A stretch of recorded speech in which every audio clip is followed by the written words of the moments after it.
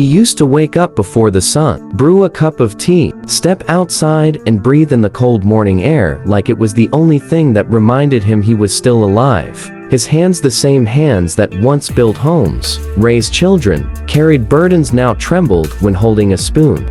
No one noticed. No one asked how he was. He just quietly began to disappear, day by day. Not because his body gave up, but because the world stopped seeing him. And that, more than anything else, is what kills older people long before death does.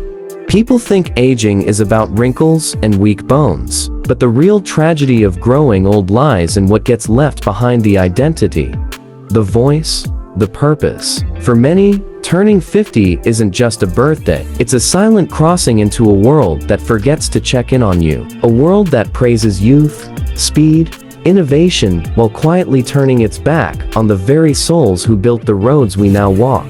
Have you ever seen a man age from the inside? It doesn't show in his eyes first. It begins with silence, the kind that fills rooms like fog. He stops talking about the things he loves. He stops dreaming. He watches the world go by like a train he missed long ago. This slow dimming, this emotional quietness, it chips away at life in ways no doctor can detect.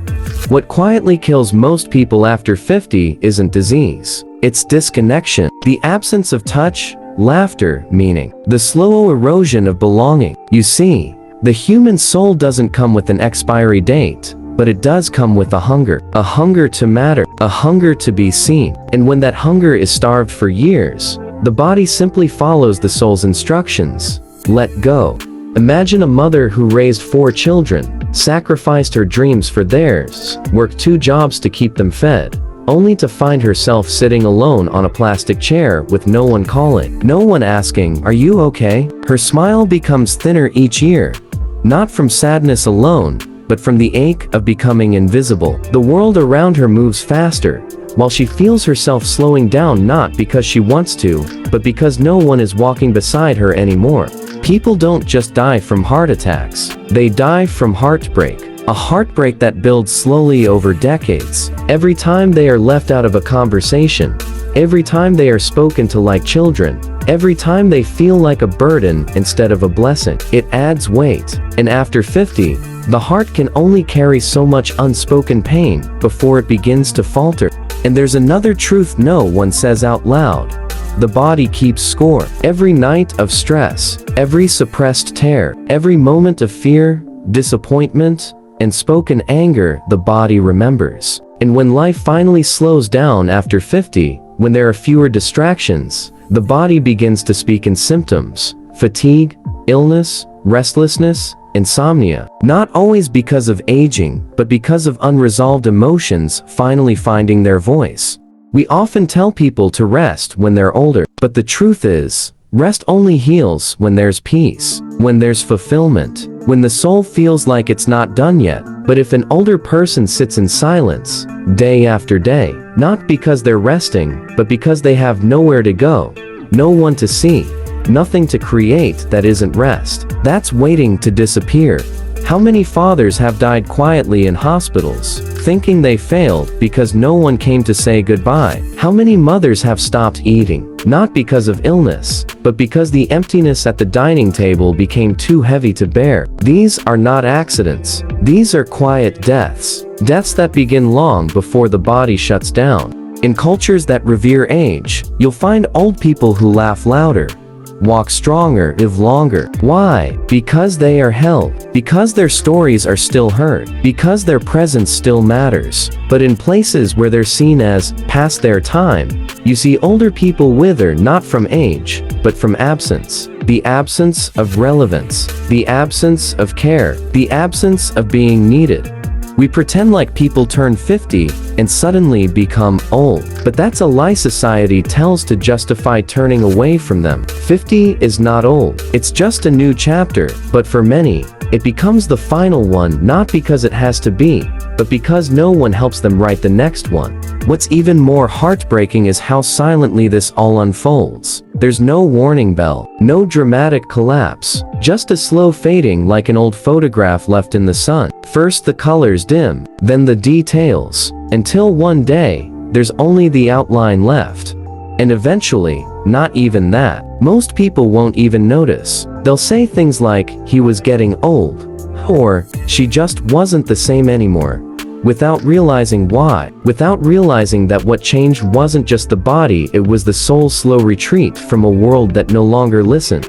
And still, they show up. They smile when you visit, even if it's once every 6 months. They ask how you're doing. They say they're fine even when they're not, because they've been taught not to burden anyone. They've been trained to make themselves small, to not ask for help, to pretend they don't miss being needed. But if you really look into their eyes, you'll see it. The ache, the quiet scream behind the soft voice, the desperate hope that someone, anyone, will ask them to share what's still inside. Then there's the physical part, of course. After 50, the body does begin to change. Muscles weaken, bones stiffen, sleep becomes a struggle. But these aren't just signs of aging. They're messages. The body isn't saying I'm old. It's saying, carried so much for so long. Can you finally take care of me? But we don't teach that.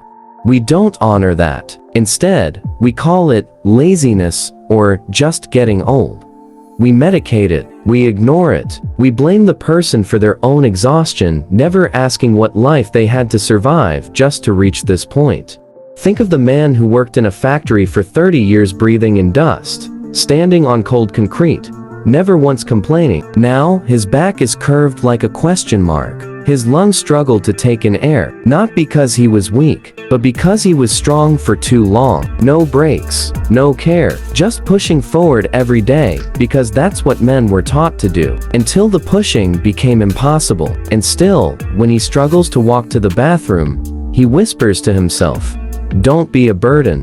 This too shortens life. Not just physically, but emotionally, spiritually. When someone believes they are a burden, they begin to disappear on their own. They stop asking for help. They stop reaching out. They wait for the world to forget them because they've already started to forget themselves.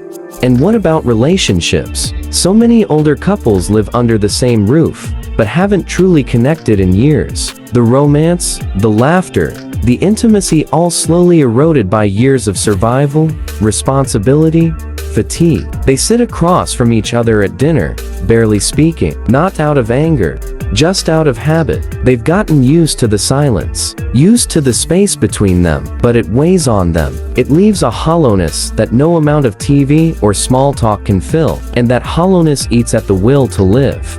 Because living is not just breathing. It's not just eating and sleeping and waiting for the next appointment. Living is having a reason to wake up, someone to love, something to look forward to, a voice that matters. And when those things disappear, even the healthiest body begins to fall apart. Because the soul can't carry on in a house that feels empty, even if that house is full of furniture.